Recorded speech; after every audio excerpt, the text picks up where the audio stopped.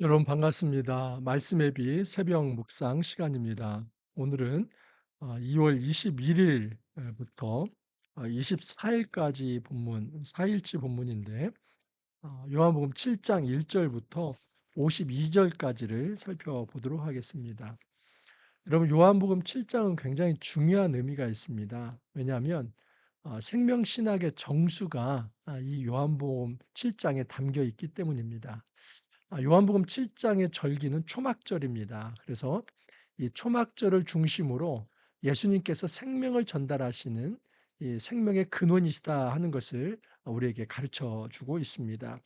자, 7장 1절 이하를 한번 읽어 보면서 보겠습니다. 그 후에 예수께서 갈릴리에서 다니시고 유대에서 다니려 아니하심을 유대인들이 죽이려 함이러라.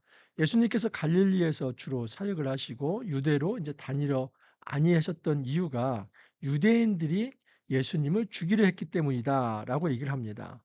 자, 10절도 보시면 그 형제들이 명절에 올라간 후에 자기도 올라가시되 나타내지 않고 은밀히 가시니라.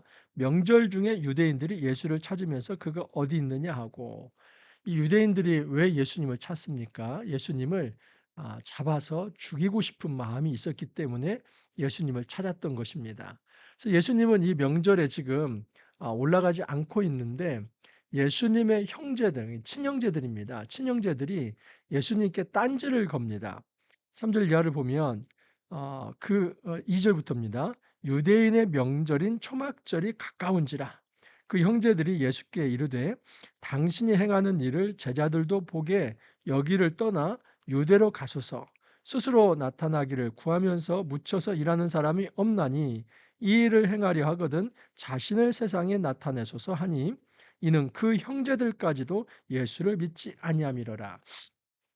아마 예수의 친형제 중에 야고보도 있을 것입니다. 나중에 예루살렘의 양대 수장이 베드로와 야고보이지 않습니까? 여러분, 그러나 이들이 나중에 아주 정말 예수를 따르는 귀한 사도의 역할을 감당하지만 그들이 처음부터 온전한 신앙인은 아니었다는 것을 알 수 있죠. 그 형제들까지도 예수를 믿지 않기 때문에 험한 말을 쏟아냅니다. 아니 당신이 좀 메시아라고 한다면 왜 숨어 지냅니까? 좀 당당하게 뭐 속된 말 이런 말 있지 않습니까? 사내답게 장부답게 뭐 그렇게 쫄면서 다닙니까? 좀 당당하게 맞서십시오. 이렇게 험한 말을 예수님께 쏟아냅니다. 여러분 이 얘기를 가족 밖도 아니고 또 어떤 무리들도 아니고 예수님의 친형제들이 이런 말을 합니다. 이 정도 된다면 그 당시에 예수를 믿는 것이 얼마나 쉽지 않은 일인가 하는 것을 알 수 있죠. 예수님은 여러분 성부, 성자, 성령 선지하신 예수님은 로고스 상태로 영으로 계셨죠. 그러나 이 땅에 예수님은 육의 몸으로 오셨습니다. 그랬을 때는 예수님은 100% 하나님이지만 또 100% 인간의 모습을 보이신 겁니다. 그렇기 때문에 우리 인간은 영이신 하나님이신 예수님의 신성은 잘 보이지 않고 육적인 모습만 보이는 것이죠. 그래서 그 육적인 예수님을 보면서 믿기지 않는 것입니다. 뭐 우리가 다를 바 없네. 우리가 성정이 비슷하네. 이러면서 믿지 않는 것이죠. 그의 친형제들까지도 당신이 정말 메시아라고 한다면 당당하게 세상에 나타나서 한번 그렇게 외쳐보십시오. 그 당시에 군사적 정치적 메시아를 기다렸던 그들이 예수님을 이렇게 몰아붙였던 것입니다. 자, 예수님이 이렇게 말씀하십니다. 예수께서 이르시되 내 때는 아직 이르지 아니하였거니와 너희 때는 늘 준비되어 있느니라. 세상이 너희를 미워하지 아니하되 나를 미워하나니 이는 내가 세상의 일들을 악하다고 증언함이라. 여러분 여기 내 때 많이 들어보셨죠? 처음 나오는 이 네 때는 물로 포도주를 만드는 사건 때 2장 4 절에서 어머니가 "포도주가 다 떨어졌다."라고 얘기를 하니까 "그것이 나와 무슨 상관입니까? 아직 내 때가 아닙니다." 할 때 제가 말씀을 드렸죠. 그 네 때는 예수님이 십자가를 지실 때를 의미합니다. 십자가를 지시고 부활하실 그때에 지금 아직 그 십자가를 지실 때가 이르지 아니했다. 근데 그 이르게 되면은 마땅히 올라가지 않는 안 말라고 해도 "내가 올라갈 것이다." 그 말을 하는 것입니다. 세상이 잡으려고 하는 것은 너희들이 아니라 바로 나다. 왜? 내가 그 세상의 잘못을 지적하고 있기 때문에 그들이 나를 살려두려고 하지 않는 것이다라고 말씀을 한 겁니다. 자, 11절 이하를 보면 명절 중에 유대인이 예수를 찾으면서 그가 어디 있느냐 하고 예수에 대하여 무리 중에서 수군거림이 많아 어떤 사람은 좋은 사람이라 하고 어떤 사람은 아니라 무리를 미혹한다 하나 그러나 유대인들을 두려워함으로 드러나게 그에 대하여 말하는 자가 없더라. 의견이 분분했습니다. 어떤 자들은 예수님을 좋은 사람이다. 근데 어떤 사람은 미혹하는 이단의 괴수다. 이런 얘기를 했다는 거죠. 근데 이들은 지금 이 유대 당국자들을 두려워했기 때문에 대놓고 예수님에 대해서 뭐라고 말을 하지 못했다 하는 것입니다. 자, 이제 명절 중간이 됐습니다. 14절 보면 이미 명절의 중간이 되어 예수께서 성전에 올라가서 가르치시니 예수님 올라가셨어요? 안 올라가셨어요? 올라가셨죠. 그러니까 예수님이 제자들과 형제들에게는 "야, 나 이번에는 초막절 안 올라간다." 그런데 예수님이 올라가셨습니다. 예수님이 그걸 속이려고 말씀하는 게 아니라 예수님은 지금 자기가 어떤 세상 사람들 앞에 객기를 부리면서 내가 하나님의 아들이라는 걸 자랑하면서 위세를 떠는 여기에 목적이 있는 게 아니라 궁극적인 하나님 나라 일을 하는 것이 중요한 것이기 때문에 대놓고 드러내 놓고 그렇게 하는 것이 아니라 은밀하게 올라갔습니다. 그리고 아직 예수님이 십자가를 지실 때가 아니기 때문에 예수님께서는 정말 하나님의 시간표대로 아주 신중하게 또 아주 진중하게 그가 해야 할 일들을 하나님의 타이밍에 따라서 그 스케줄에 따라서 하고 있다 하는 것을 알 수 있죠. 자, 유대인들이 놀랍게 여겨 이르되 "이 사람은 배우지 아니하였거늘 어떻게 그를 아느냐." 이런 걸 보면서 "예수님은 문맹이었다." 이렇게 말하는 분도 있습니다. 절대 그렇지 않습니다. 여러분, 예수님은 손가락으로 땅에 글씨도 쓰셨다고 말씀하셨습니다. 문맹이라고 한다면 구약 성경을 그렇게 인용할 수는 없는 것입니다. 예수님은 구약에 통달하신 분입니다. 그러면 여기 "이 사람은 배우지 아니했다. 어떻게 그를 아느냐." 이 말은 "이 사람은 랍비 전통이 없다." 이 말입니다.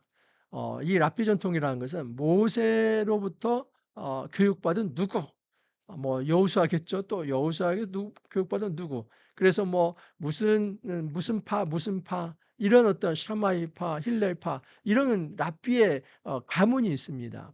그래서 그 가문에 따라서 나는 누구누구의 어떤 랍비 밑에서 배운 누구입니다. 이게 자기의 소개서입니다. 그러니까 이 랍비 전통이라고 하는 것은 반드시 스승이 누구인가, 그 스승이 어느 가문 출신인가 이게 중요한데 예수님은 족보가 없는 거예요. 예수님은 이런 납비 전통이 없는 거예요. 그래서 그 사람들은 '아니 이런 납비 전통이 없는 사람이 어떻게 성경을 아느냐.' 이 말이지요. 여기에 "어떻게 글을 아느냐." 하는 것은 문자를 아느냐 이 말이 아니라 이 랍비 전통이 없는 사람이 어떻게 이렇게 율법을 잘 아느냐 이런 의미를 말씀하시는 겁니다. 자, 예수께서 대답하여 이르시되 내 교훈은 내 것이 아니요 나를 보내신 이의 것이니라. 사람이 하나님의 뜻을 행하려 하면 이 교훈이 하나님께로부터 왔는지 내가 스스로 말함인지 알리라. 아주 요한복음에서 공통적으로 하는 말씀은 나는 하늘로부터 왔다. 하나님께서 나를 보내셨다. 하나님께서 하신 말만 내가 하고 있다. 나는 하나님의 뜻을 행한다. 나는 하나님의 일을 한다. 하나님께서 일하시니 나도 지금도 일한다. 여러분, 정확히 예수님은 성부, 성자, 성령으로서 성부 하나님의 뜻에 따라서 움직이는 순종의 모습을 보이고 있는 것입니다.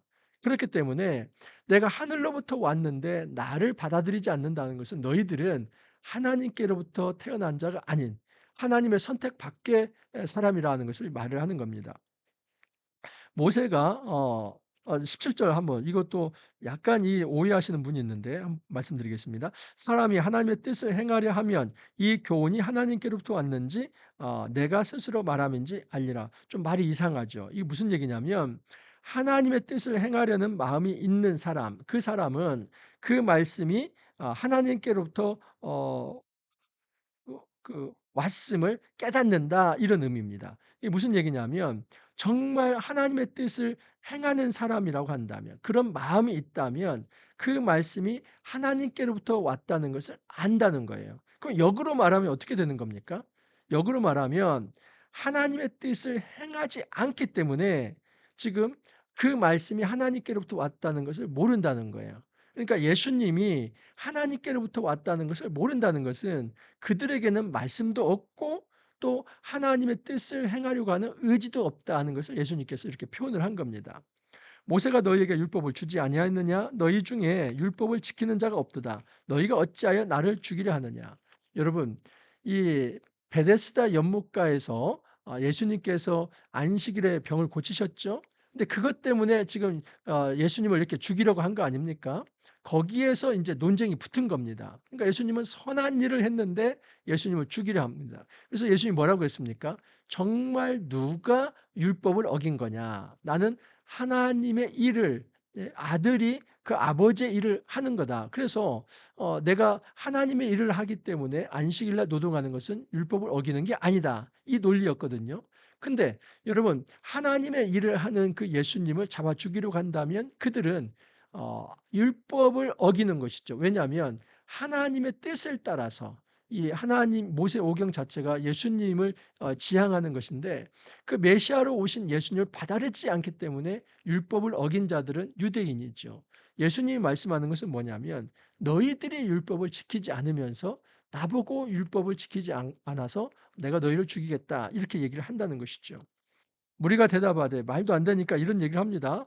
당신은 귀신이 들렸도다. 누가 당신을 죽이려 하나이까? 예수님께서 말씀하셨습니다. 너희가 어찌하여 나를 죽이려 하느냐?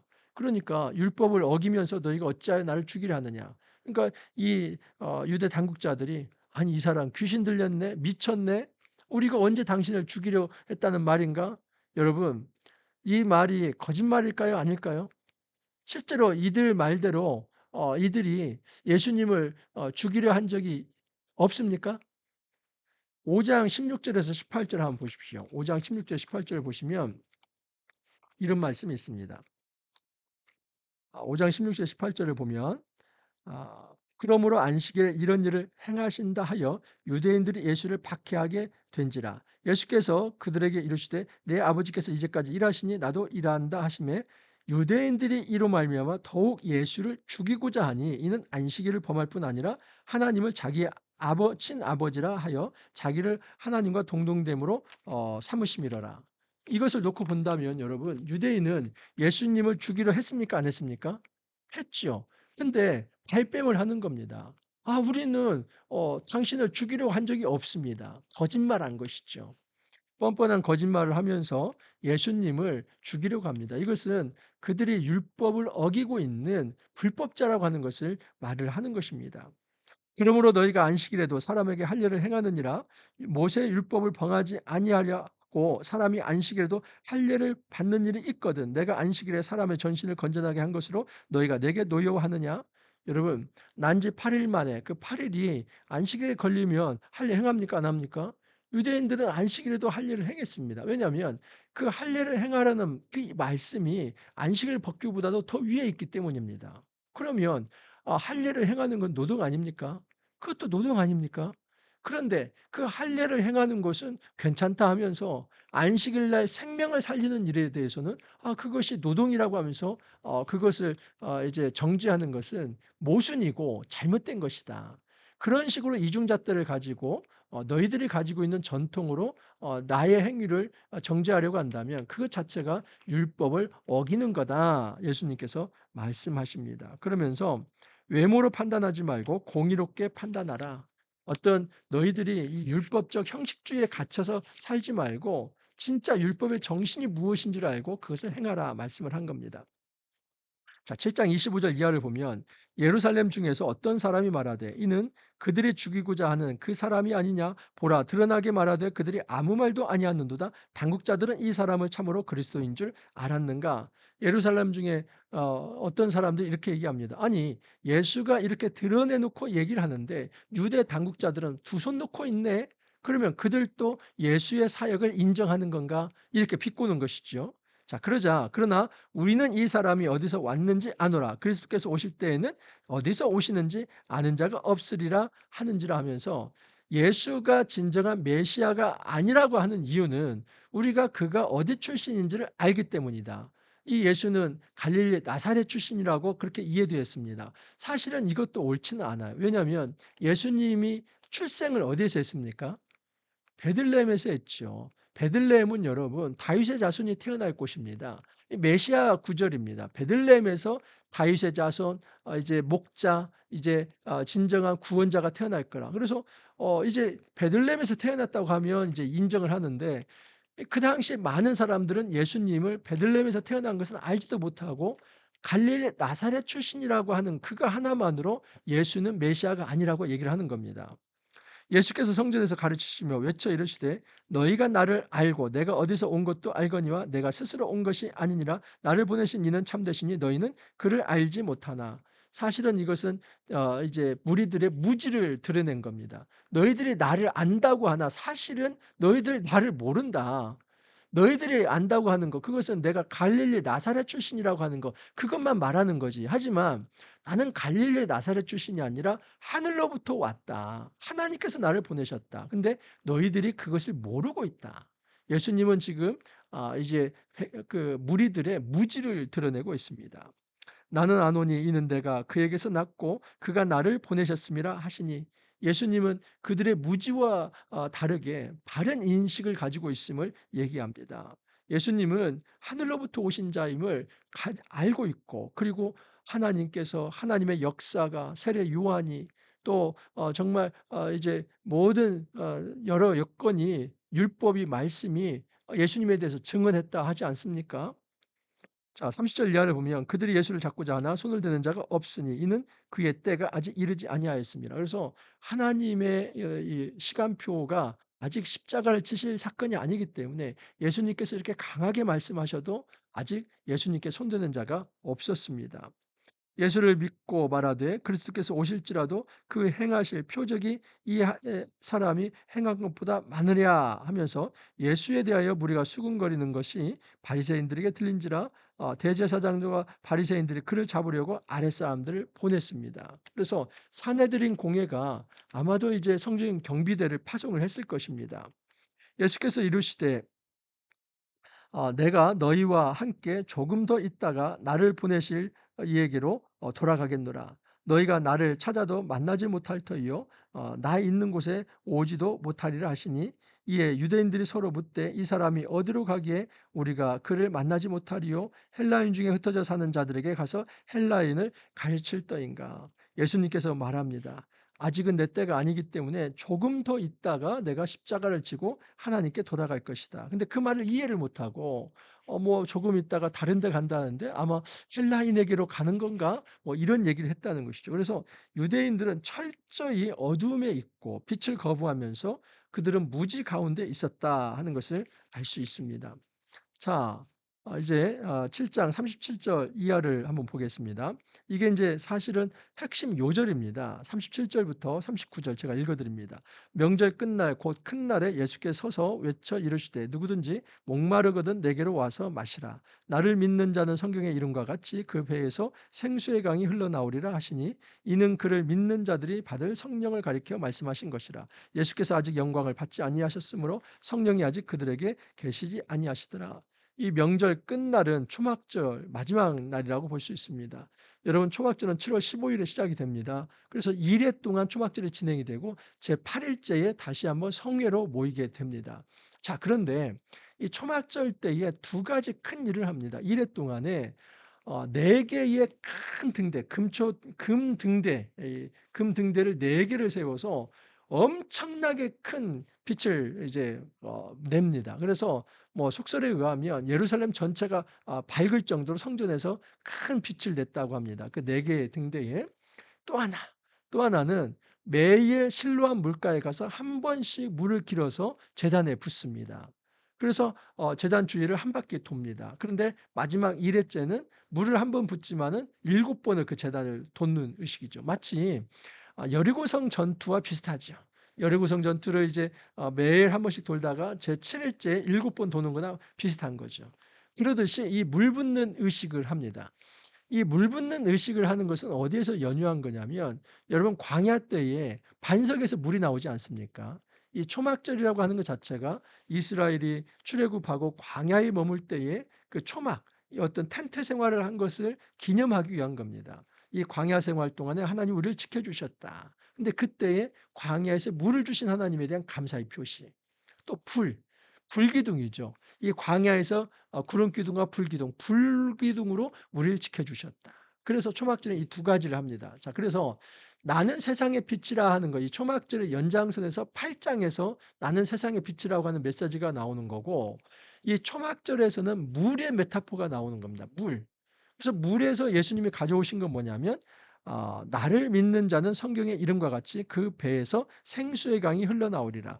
그 배에 대한 두 가지 학설이 있습니다. 하나는 믿는 자의 배, 믿는 자의 배. 이게 이제 이 개역 성경, 개역 개정 성경만 보니까 번역을 꼭 그렇게 했습니다. 나를 믿는 자의 성경의 이름과 같이 그 배에서, 그 믿는 자의 배에서 생수의 강이 흘러나온다. 근데 이건 여러분 요한복음 전체 신학과 맞지 않습니다. 요한복음 전체 신학 그리고 나중에 요한계시록 22장에도 가면은 이 요한복음의 물의 신학은 뭐냐면 성전에서 물이 흘러나오는 거예요. 근데 성전이 누굽니까? 예수님이죠. 예수님의 몸 자체, 육체가 성전이죠. 그래서 여기 그 배는 예수님의 배입니다. 그러니까 성전이신 예수님에게서 생수의 강이 흘러나온다. 근데 그 생수의 강이 무엇이냐면 29절에 39절에 보면은 이는 그를 믿는 자들이 받을 성령. 그러니까 생수의 강, 진정한 생수는 성령이죠. 이제 밝혀집니다. 사마리아 여인에게 네가 다시는 목마르지 아니할 그 영원한 생명수를 내가 너에게 주겠다. 그 생명수가 뭡니까? 성령이지요. 너희가 정말 그 유대인들에게 무시받고 차별받고 조롱받았지만 더 이상 사마리아인으로 살아갈 것이 아니라 이제는 하나님의 고귀한 언약 백성으로 살아갈 것이다. 이 생명수, 영적인 생명수를 받아 마시며 너희는 영원한 생명에 이르게 할 것이다. 그게 바로 사마리아인에게 예수님이 복음을 전하실 때 핵심이었습니다. 이제 초막절에서도 그걸 하는 것이죠. 여러분 초막절 때에 실로암 물가에 가서 물을 기르다가 제단에 붓습니다. 그 물을 붓는 것이죠. 그것은 광야에 물이 샘솟듯이 하나님이 우리에게 생명을 주신다는 거죠. 근데 더 이상 실로암 물가에 가지 마라. 명절 마지막에 예수님이 내가 진정한 생명수다 하는 것을 말을 하는 거예요. 그 필요한 물가의 물이 너희들에게 생명을 가져다 주는 게 아니라 내 몸에서 이 생수의 강이 흘러넘칠 때 그게 뭡니까? 성령. 성령이 너희 안에 전달될 때 나를 믿는 모든 자가 성령을 받을 테인데 그로 인해서 영원한 생명을 얻게 될 것이다. 여러분 이 그 메타포는 사실은 에스겔서 47장의 성전에서 흘러나오는 물과 연결됩니다.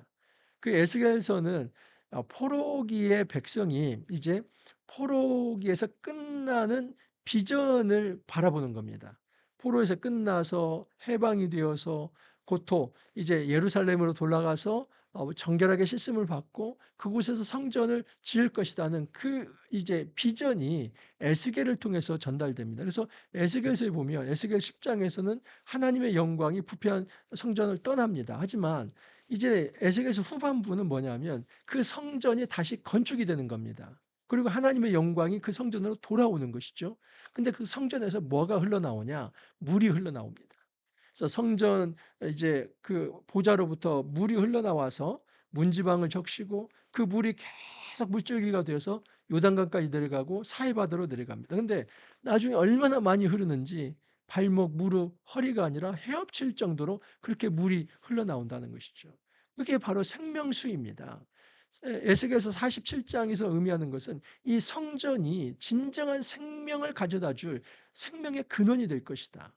근데 여러분 요한계시록 22장에 보면 이 어린 양의 보좌에서 물이 흘러나오지 않습니까? 그래서 강 좌우의 모든 이 열매가 생명나무 열매가 이제 살아날 것이다. 그 어떤 사해바다에 죽은 고기들, 더 이상 고기가 없는 그런 어떤 곳에 생명의 고기들이 살아날 것이다. 이 모든 이미지는 뭐냐면 바로 창세기 때 3 장에서 인간이 죄를 짓고 이제 에덴에서 추방되지 않습니까? 근데 하나님께서 이제 화영검으로 막으시면서 어디에 접근을 막으신 겁니까? 생명 열매에 막으신 거죠. 그래서 에덴 동산에서 쫓겨난 이는 이 에덴 동산 안에 중심에 있는 생명나무 열매를 먹을 수가 없습니다.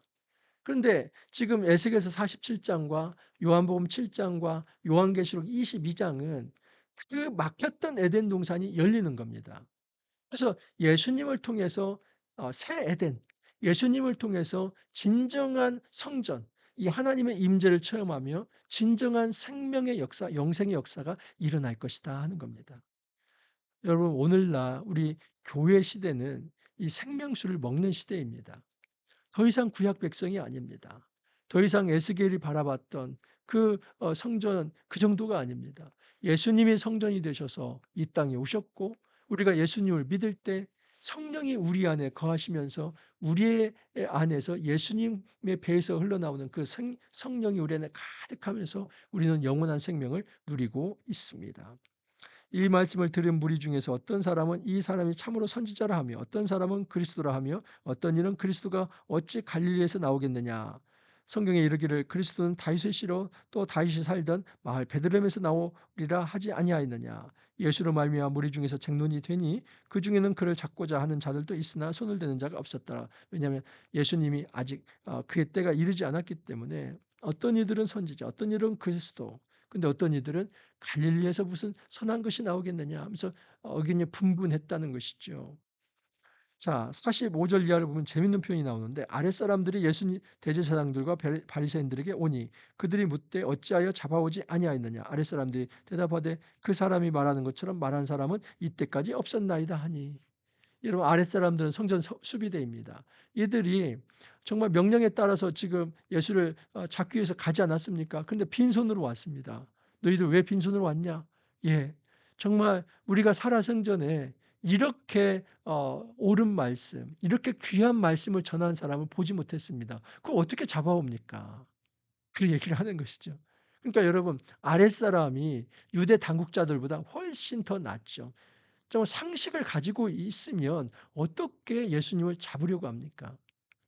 정말 상식적이라고 한다면 왜 생명을 구하는 자를 죽이려고 합니까? 왜 선을 행하는 자를 죽이려고 합니까? 왜 말씀을 전하는 자를 죽이려고 합니까? 사람이 자기의 욕심과 이 율법주의의 틀에 갇히면 이처럼 눈에 뭔가 씌입니다. 그래서 내가 뭘 하는지도 모릅니다. 이것이 불법을 행하는 건지 불의를 행하는 건지도 모르는 것이죠. 이들은 자기의 신학에 갇혀서 자기의 어떤 율법주의에 갇혀서 예수님을 그렇게 죽이려고 했던 겁니다. 근데 그들은 이 아랫사람들만큼도 못한 정말 기본적인 상식도 갖추지 못한 그런 자들이 종교 지도자의 행세를 하고 있었다 하는 것이죠. 바리새인들이 대답하되 너희도 미혹됐느냐 당국자들이나 바리새인 중에 그를 믿는 자가 있느냐 율법을 알지 못하는 이 무리는 저주를 받은 자로다. 여러분 이 권위주의가 나오는 겁니다. 말로 통하지 않으면 누르려고 하지 않습니까? 야 우리 중에 바리새인 중이나 당국자들이나 누가 예수 믿는 자 있느냐 없지 않은가? 너희들 정말 가소롭다 주제넘게 이 아랫 것들이 예수를 의로운 말씀을 한다 어쩐다 하면서 잡아오지 않았는데 너희에게 저주가 있을 것이다. 저주를 퍼붓습니다. 정말 하나님의 말씀을 따르지 않는 자들은 나중에 권위주의에 빠져서 이런 불의한 폭력을 행하고 있다는 것을 알 수 있습니다.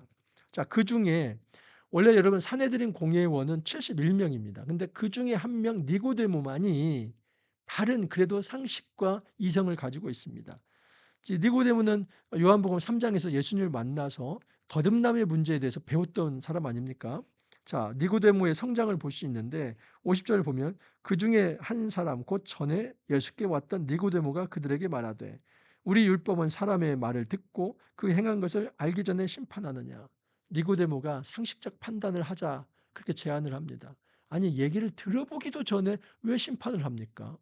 사실 우리가 예수님의 하신 말씀에 대해서 잘 못 안 들어본 거 아닙니까? 그 얘기를 하는 것이죠. 여러분 니고데모는 예수님의 말씀을 객관적으로 들었던 사람입니다. 그에게는 선한 양심이 있었습니다. 물론 이 선한 양심 자체가 믿음은 아닙니다. 하지만 그는 거듭남의 진리에 대해서 듣게 되고 정말 이제는 영적으로 거듭나야만 하나님 백성 될 수 있다는 것을 알게 된 것이죠. 니고데모가 조금씩 영적으로 성숙해 가고 있습니다. 여러분 이 요한복음 7 장은 이 초막절을 배경으로 해서 진정한 생명수가 무엇인가 하는 것을 소개를 하고 있습니다. 초막절 때 많은 이들은 실로암 물가에 가서 물을 길어서 제단에 붓고 그 제단을 돌면서 이 실로암 물가에 이 물이 우리에게 생명을 준다. 이렇게 생각을 했죠. 그런데 사실 이 모든 것은 하나의 여러분 어떤 퍼포먼스이고 이게 실체는 아니지 않습니까? 그 행위를 한다면 그 행위의 본질과 정신이 뭐냐 알아야죠. 그것은 광야 때에 물을 주신 하나님, 생명을 주신 하나님 이게 본질 아닙니까? 그러면 지금 요한복음 6 장에서 오병이의 사건을 통해서 내가 생명의 떡이다 하면서 하늘로부터 온 양식으로 그들의 이제 영생을 주신다는 말씀하시지 않았습니까? 마찬가지로 지금 이 요한복음 6 장의 오병이어 사건의 이 연장선에서 예수님께서 이 초막절을 하시고자 하는 메시지는 무엇이냐면 내가 생명의 떡인 것처럼 너희들에게 생명수다. 생명의 물이다. 내 배에서 흘러나오는 내가 성전인데 내 배에서 흘러나오는 이 생명의 물을 먹어야만 너희들이 영생에 이를 수 있고 그리고 이제 에덴의 동산이 너희들에게 열려서 그 에덴에 들어가서 영원히 하나님과 함께 살 것이다라고 말을 합니다. 이 생명수는 바로 성령입니다. 우리가 예수를 믿는 순간 성령이 물밀듯이 우리에게 들어오고 그 성령은 우리를 지키십니다. 여러분 성령이 우리 안에 임재하는 것은 우리가 과학적으로 검증할 수 있는 것은 아닙니다. 하지만 주님이 말씀합니다. 바람이 임의로 불되 어디로서 와서 어디로 부는지 알 수 없는 것처럼 성령의 임재가 그렇다. 우리가 그렇지 않습니까? 우리가 성령이 눈에 보이지 않기 때문에 그것을 과학적으로 증명해 볼 수는 없지만은 지금 제 입의 이 말들이 다 성령에 의해서 이루어지는 말들입니다. 이게 성령이 아니면 할 수 없는 겁니다. 피곤하고 힘들고 어렵지만 우리의 삶을 지금까지도 추동하고 이끌어 가시는 분이 성령입니다. 왜? 예수를 믿었을 때 성령이 그 강물같이 내 안에 들어와서 나를 추동하고 이끌어 가시기 때문입니다. 여러분 우리가 우리 힘만 의지하다가 지쳐 쓰러지지 않기를 바랍니다. 영원히 마르지 않는 생명수를 받아 마시고 그 안에서 우리가 영생을 누릴 수 있기를 바랍니다. 그 생명수를 마신다는 것은 바로 성령의 임재를 체험하면서 날마다 성령과 동행하고 성령은 바로 말씀의 영이기 때문에 말씀에 순종하면서 살아가는 것입니다. 이 귀한 삶 우리가 함께 살아갈 수 있기를 간절히 소망합니다. 기도합니다. 주님, 예수님께서 친히 자신의 십자가와 부활을 통해서 새로운 성전을 건축하시고 그 성전으로부터 물이 흘러나와서 많은 사람들에게 적시워지고 그 물을 먹는 자가 영원한 생명을 얻을 수 있다는 이 놀라운 하나님 나라 비전을 저희들에게 가르쳐 주시니 감사합니다. 저희들이 저희 자신의 힘만을 의지하다가 낙담하며 쓰러지며 좌절하지 않게 하옵소서. 오직 예수를 믿을 때에 우리 안에도 성령이 임재하며 성령이 강같이 우리 안에 흘러서 성령의 통치를 받으며 날마다 기쁨과 즐거움 속에서 말씀의 통치를 받으며 하나님께 영광 돌리며 거룩한 삶을 살아갈 수 있게 하심을 믿습니다. 주님, 저희들이 예수님을 마음에 영접합니다. 이제 이후로 성령께서 우리 안에 좌정하여 주시사 우리의 전 생애를 이끌어 주시고 이제는 우리가 해야 할 말들을 생각나게 하시고 또 정말 가장 중요한 순간에 결정하게 해 주시고 용기를 내게 해 주시고 정말 성령의 인도를 받는 그 귀한 삶 살아갈 수 있도록 도와주옵소서. 주님 감사하옵고 예수님 이름으로 기도하옵나이다. 아멘. 여러분, 우리 삶이 성령께서 임하시는 이 생수의 강을 받아 마시는 귀한 삶으로 활력 넘치기를 바랍니다. 자, 이제 요한복음 이제 7장 53 절에서 8장 59 절까지죠. 이것을 2월 25일 날 제가 또 묵상 해설을 하도록 하겠습니다. 그렇게 해서 이제 요한복음 전체가 마무리가 되고 그 8 장까지가 마무리가 되고요. 또 3 월부터 다시 시작이 됩니다. 3 월부터는 제가 정상적으로 매일 쪼끔씩 이제 말씀 묵상을 또 해설을 하도록 하겠습니다. 여러분 또 화이팅 하시고 다음 시간에 다시 찾아뵙도록 하겠습니다. 감사합니다.